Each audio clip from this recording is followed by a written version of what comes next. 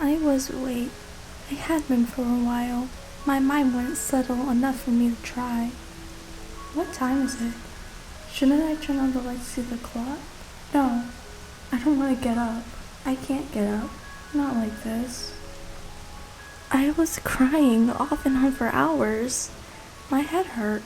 I was dehydrated and weakened by the days, especially intensive hero training. I wanted to sleep. I really did. But I could not bring myself to do so after what happened today with Izuku. The hallway started to empty on Friday afternoon. Everyone was rushing to their dorms to savor the first fruits for the weekend. The sun was almost beginning to set, and I was taking my sweet time, hoping to get the chance to walk back to the dorms with a beautiful pink and purple sky, and the cherry blossoms in full bloom, maybe even with Izuku, my best friend and crush. But that was not going to happen. Not when I overheard Uraraka talking to Izuku. I couldn't quite understand every word they were saying, but the conversation went a little like, Deku?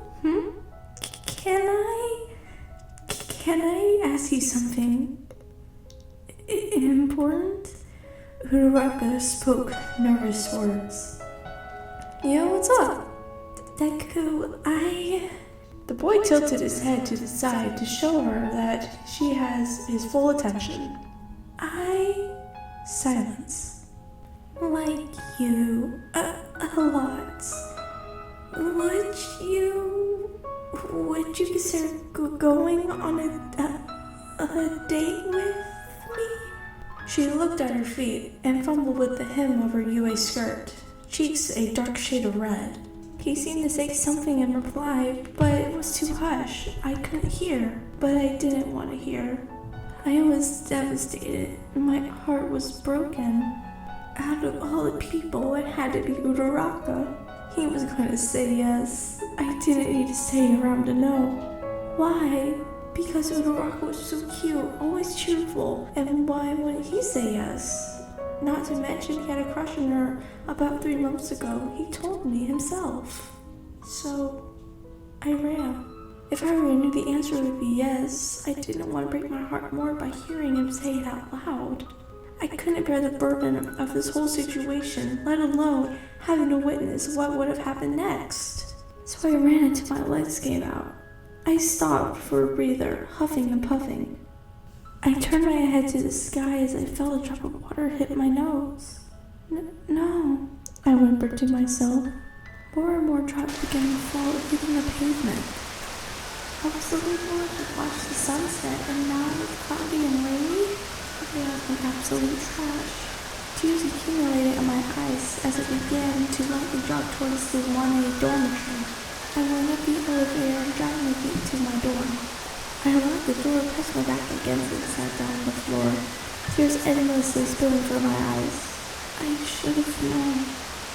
Just remembering made my tears well up in my eyes again. How could I have been so foolish? Who could I be in this hour? I thought before contemplating my next action. Come in. The doorknob clicked and jiggled because I had previously locked it. I can't. It's locked. The voice was too familiar with. The voice I didn't want to hear right now replied, muffled by the door. I got up slowly, charged my way to the door, unlocking it but keeping the chain deadbolted in place. I opened it, hallway light flowing in. Izuku was there smiling. I felt warm for a second, until his smile dropped. Hey, are you okay, listener? Your eyes, they're all red. And how long have you been? He began, but he paused, lifting his head to my face and touching my wet cheek. Crying. His voice softened sadly. Can I come in? If is that what catches me here, I'm done for, and oh, right. I forgot about that. Come in, I said, trying to sound like if I was okay, removing the chain and letting him in. He slipped in quietly. The only sound that could be heard was the cracking thunder in the background and the click of the door as I lazily locked it, ignoring the chain lock. He never specifically to keep it chained at night. Whoops. I tried to look at Izuku. He was kinda just sitting there looking clueless. So, what'd you come to ask? I said flatly. He hesitated. I came to ask you. He looked at his feet. Is it about Uraraka? I spat out with a cracked voice. I was about to cry again, just thinking about it. His head popped up and his expression tensed up. If you came to ask if I'd approved you and her going out, I guess it's fine. I just want to see you happy, and if it's her that you want, then there shouldn't be a problem. I continued as my chest got tighter and tighter, feeling as if I was going to explode in a puddle of sadness. I clenched my teeth and my eyes burned with anguish. That sounds more like I was trying to convince myself rather than Izuku. I suck at these confession things. When will it be over? I turned her down. He what? No, you're bluffing. I'm being completely honest, listener. No way. Why, Izuku? You like her. You kept telling me all these things a few months ago, and it's because I like you. I like you, listener.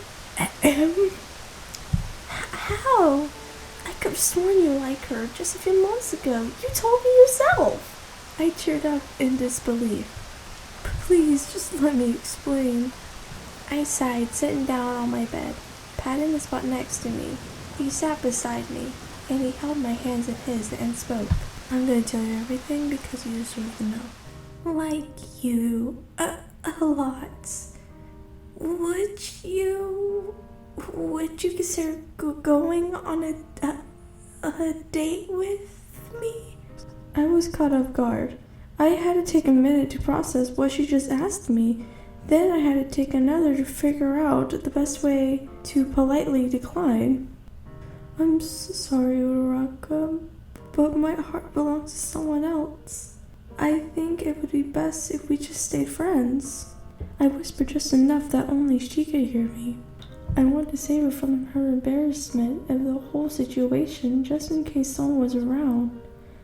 I have had my fair share of post-rejection criticism. Gotcha. And I wouldn't want to see that happen to my friends. I looked up behind Uraraka and I just barely caught a glimpse of a head of black hair and the last echoes of sobs quickly fleeting out the doors of UA High. Oh no, what have I done? I'm sorry, I have to go. I ran after her as fast as I could without causing a scene. Man, she's fast. That hero training has really improved on her skills. I was calling out to her,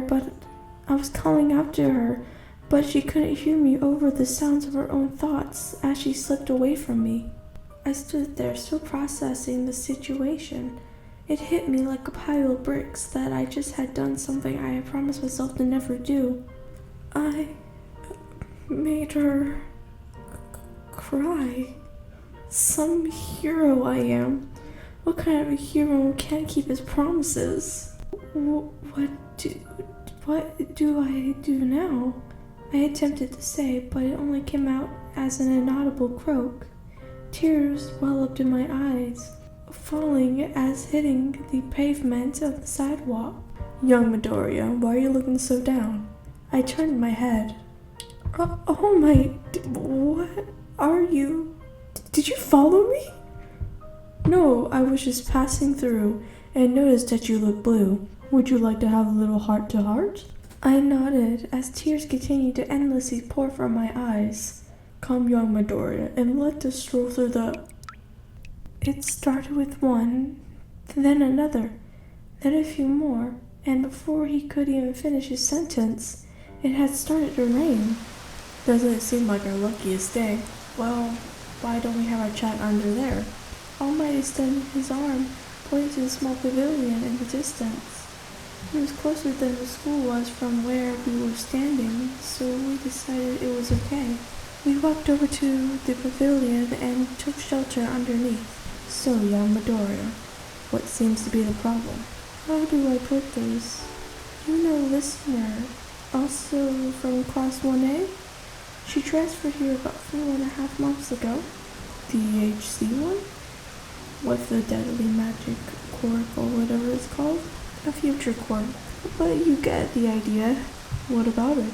I paused, gathering my thoughts, then replied, I've fallen deeply, no merely in love with her, and I promised myself I would starve to make her happy, even if it meant I wasn't happy, and I stopped and looked at All Might, and he insisted.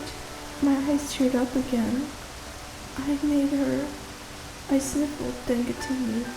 I made her cry.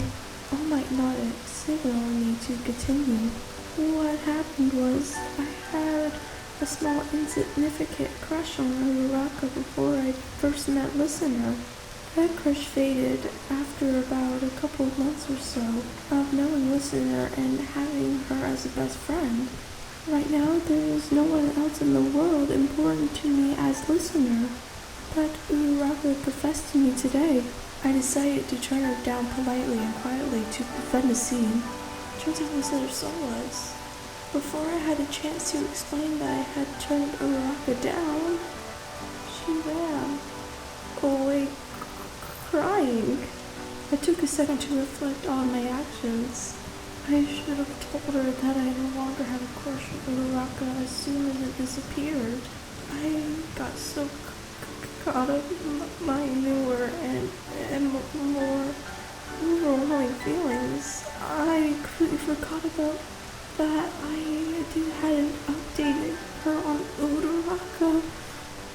I paused, wiping my nose and eyes with my sleeve, and it got me thinking about how I failed to keep my promise to keep her happy, and that's what kind of hero would I be if I couldn't keep my word. All Might looked at me with a saddened yet understanding expression. I know it's difficult, young Midoriya, and I agree with you. You should have told her the moment you stopped liking young Uraraka. But some things are out of control, and there are always going to be misunderstandings along the path of your life. Your job as a person to make sure you can clear the air. But on top of that, as a hero, you must go beyond. Be fully honest about your feelings and admit to what you have done wrong, what you do next time, and strive to make it up to her, if you do care about her as much as you say you do. Yes, sir. I care about her more than I care about being a hero. Her happiness and safety are my priority. Then for the one you love, All Might pause, you must go beyond. Bless Ultra, I understandingly said, with a ghost of a smile on my face. He chuckled in my response. Thank you, All Might. I know what I have to do now, I said as I ran out to the rain towards the 1A dormitory. Now it was Izuku's turn to tear up. His eyes were half-lidded, and even though he just poured his heart out to me, he was still adorable. Okay, never mind. There was no way he was lying if he was crying like that. Okay. Before you transferred to UA, I had a small insignificant crush on Uraraka. But when you came, I found that the more time I spent with you as a best friend, the more I felt drawn to you as more than that. Soon enough, you were all that I could think of, and still are. I realized that I should have told you sooner, and be honest instead of hiding it until now. Seeing your smile gives me motivation to get through the day, especially if I'm the reason behind it. Whenever I see you laughing, even those all-out rolling on the floor ugly laugh, that has people questioning your sanity, wishing I could be there to make you laugh. Like that expression, such joy. I strive for that every day, even if it requires I embarrass myself.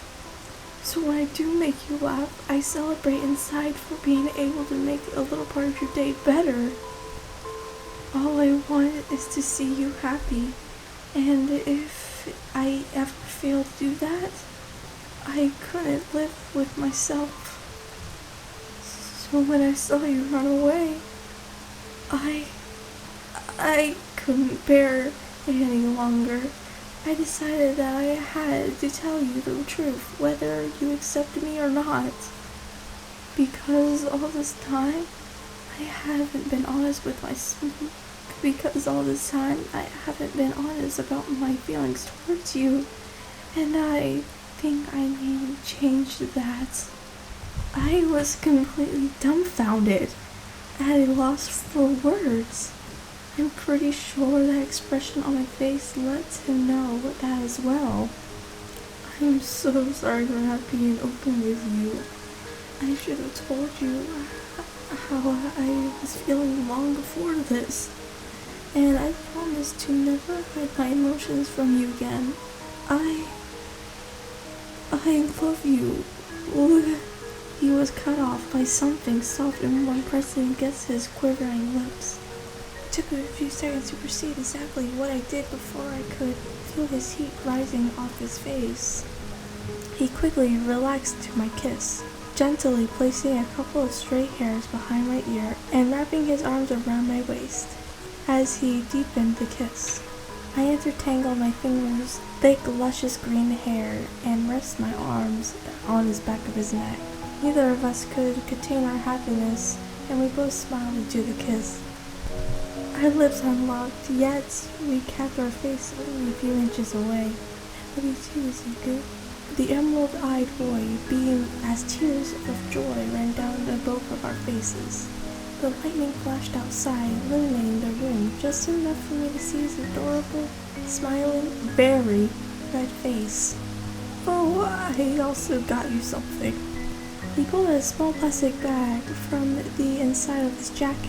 I've been waiting to give you this for about a month or so, but I've been afraid.